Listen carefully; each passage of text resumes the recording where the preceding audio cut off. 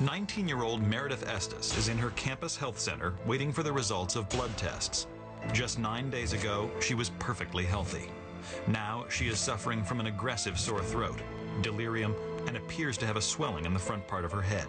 It just looked like the top half of the left side of her face was bigger than the rest.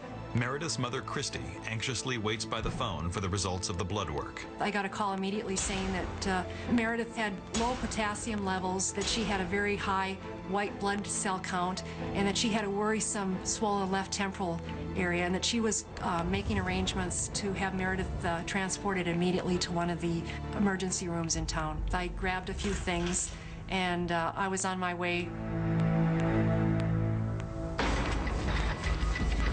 When Meredith arrives at the ER, doctors discover she has developed a paratonsillar abscess after all.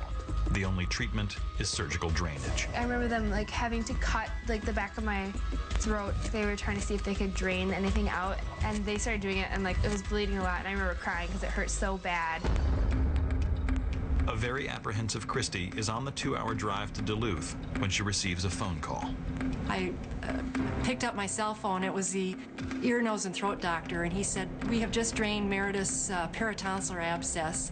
I felt a little bit relieved because I thought, oh, well, she did have a paratonsillar abscess now, and it's drained, and maybe now she can start getting better. After draining the abscess, the doctors quickly move to determine the cause of Meredith's swollen forehead.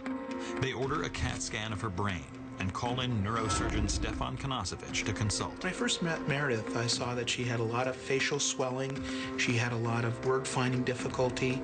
She had trouble remembering a few phrases. She had a tremendous amount of pain in and around her head. She had not only speech deficits, but was having some problems with her vision.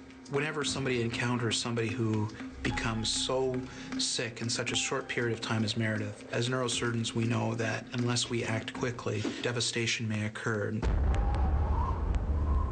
The CAT scans soon come back with grim results. Meredith has an abnormality in the left temporal portion of her brain.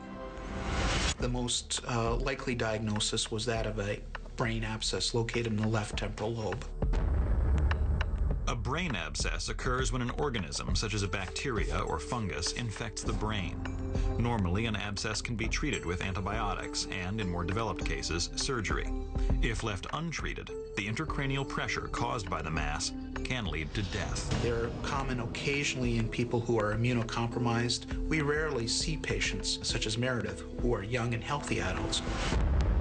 Kristie is almost to Duluth when she receives a second call. And the call began, "Mrs. Estes, this is Dr. Stefan Konasiewicz. I'm a neurosurgeon." And when I heard the word neurosurgeon, I just felt my heart sink, because in the next breath he said, "Your daughter is being prepped for brain surgery." I don't know what allowed me to continue to drive rather than going into the ditch, but it was just a real sense of, this is unbelievable. We dropped Meredith off. It was on a Saturday, and by that next Thursday, I was on my way to see her in the emergency room.